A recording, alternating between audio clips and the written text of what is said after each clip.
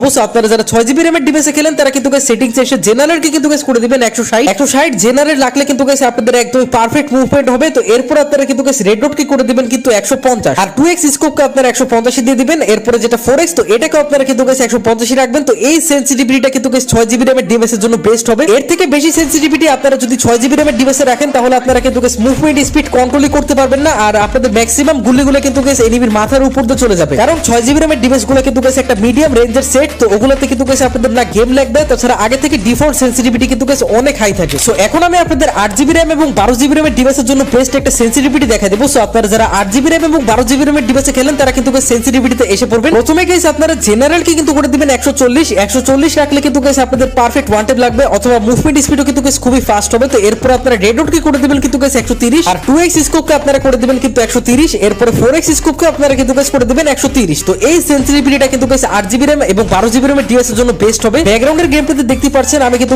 Maximum গুলিগুলো হেডে মারতেছি, কারণ আমি কিন্তু আইফোন 12 এ খেলি। তো দ্যাটস ওয়াই কিন্তু আমি এই সেন্সি থেকে আরেকটু কিন্তু 15 সেন্সি কমাই দিই, কারণ এটা আপনারা সবাই জানেন যে অ্যান্ড্রয়েডের তুলনায় কিন্তু আইফোনে একটু সেনসিটিভিটি বেশি থাকে। দ্যাটস ওয়াই আমি কিন্তু একটু কমই রাখি। এখন গাইস আমি আপনাদের কিছু কথা বলি, দেখেন গাইস আপনি যে সেনসিটিভিটিতে ভালো হেডশট মারতে পারেন, জরুরি না যে আপনার ফ্রেন্ডও সেই সেনসিটিভিটিতে অনেক ভালো হেডশটই মারবে। কারণ আপনি হয়তো জানেন যে আস্তে ড্র্যাগ করার পরে আপনার হেডশট লেগে যাবে, কিন্তু আপনার friend same device same sensitivity হওয়ার পরও কিন্তু অনেক জোরে ড্র্যাগ করে। দ্যাটস ওয়াই কিন্তু গাইস আপনার ফ্রেন্ডের হেডশট লাগে না। এটা গাইস আমি আপনাদের একটা জাস্ট এক্সাম্পল দিলাম, কিন্তু আমি এটা জানি যে অনেকের সাথে কিন্তু গাইস এটাই হবে, কারণ অনেকেই কিন্তু গাইস অনেক বেশি আস্তে ড্র্যাগ করে, আবার অনেকেই কিন্তু গাইস অনেক বেশি জোরে ড্র্যাগ করে। তো দ্যাটস ওয়াই কিন্তু গাইস আমার সেনসিটিভিটি গুলোতে অনেকের হেডশট লাগতে পারে, আবার নাও লাগতে পারে। এজন্য এখন আমি আপনাদের এমন একটা ট্রিক শিখাই দেব যেটা ফলো করলে কিন্তু গাইস আপনি আপনার নিজের সেনসিটিভিটি নিজেই বের করতে পারবেন। মানে আপনি কত সেনসিটিভিটিতে খেলবেন সেটা আপনারা নিজেই ফাইন্ড করতে পারবেন।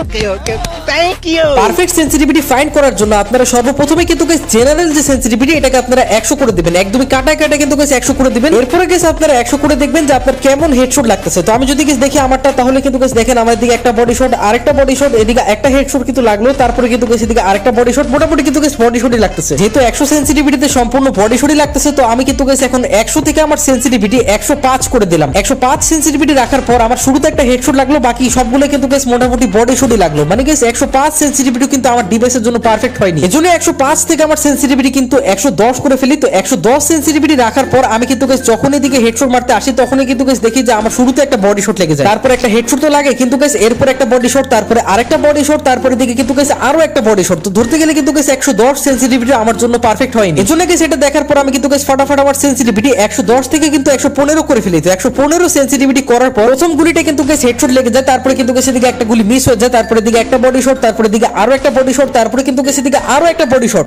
ये समस्या है। এরপরে গাইস আমি আমার সেনসিটিভিটি 115 থেকে কিন্তু গাইস 120 করে দিই। তো এভাবে আপনারা কিন্তু গাইস 100 থেকে 5 5 10 10 করে কিন্তু গাইস বাড়াবেন, দেখবেন যে কোন সেনসিটিভিটিতে আপনার পারফেক্ট হেডশট লাগে। 120 সেনসিটিভিটি করার পর আমার কিন্তু গাইস একটা দুটো হেডশট তো লাগে, কিন্তু গাইস দেখেন আমার লাগতো কিন্তু প্রপার রেড নাম্বার, মানে একটাও যাতে বডি শট লাগেই না। তো এদিকে কিন্তু গাইস 120 এ আমার এক দুইটা হেডশট লাগে, তারপরে আবার বডি শটও কিন্তু গাইস অনেকগুলো লাগে। তো দ্যাটস ওয়াই কিন্তু গাইস আমি আমার সেনসিটিভিটি এখন 120 থেকে কিন্তু গাইস 125 করে ফেলছিলাম। 125 সেনসিটিভিটি করার পর আমার একবার দেখেন একটা গুলিও কিন্তু মিস হবেই না, একটা হেডশট, দুইটা হেডশট, তিনটা হেডশট, চারটা হেডশট, মানে লাগতেই থাকবে। ঠিক আছে, এইভাবে কিন্তু গাইস লাগতেই থাকবে। যখনই গাইস আপনাদের বডি শট লাগে সম্পূর্ণ বন্ধ হয়ে একদম প্রপার রেড নাম্বার পড়বে, মানে একের পর এক ওয়ান টেপ পড়বে, তখনই আপনারা বুঝে যাবেন যে আপনারা পারফেক্ট সেনসিটিভিটি ফাইন্ড করে ফেলছেন। যেমন এতক্ষণের কঠোর পরিশ্রমের পর আমি কিন্তু গাইস আমার পারফেক্ট সেনসিটিভিটি পেয়ে গেছি, সেটা হলো জেনারেল কিন্তু 125। তো আমার মতে কিন্তু গাইস আইফোন 12 এ 125 সেনসিটিভিটি কিন্তু পারফেক্ট হবে। এভাবে গাইস আপনারাও কিন্তু আপনাদের নিজেদের জন্য একটা পারফেক্ট সেনসিটিভিটি ফাইন্ড করতে পারবেন। সো আশা করি গাইস এই প্রসেসটা আপনারা সম্পূর্ণ বুঝতে পারছেন। এজন্য গাইস এখনই আপনারা গেমে যান, আমি যে সেনসিটিভিটি গুলো আপনাদের ডিভাইসের র‍্যাম অ্যাকর্ডিং দিলাম, তো আপনারা সর্বপ্রথমে কিন্তু গাইস ওই সেনসিটিভিটি গুলো কিন্তু ট্রাই করে দেখতে পারেন। আমার মতে সেটা আপনার জন্য পারফেক্ট হয়ে যাবে। তাও যদি না হয় তাহলে আপনারা নিজেদের জন্য একটা পারফেক্ট সেনসিটিভিটি ফাইন্ড করে ফেলবেন। সিএস র‍্যাঙ্কের 3টি সেরা ক্যারেক্টার কম্বিনেশন জানতে হলে উপরের ভিডিওতে ক্লিক করেন অথবা নিচের ভিডিওতে ক্লিক করতে পারেন। তো দেখা হচ্ছে এই ভিডিওগুলোতেই। ততক্ষণ পর্যন্ত সবাই ভালো থাকবেন, সুস্থ থাকবেন, আল্লাহ হাফেজ।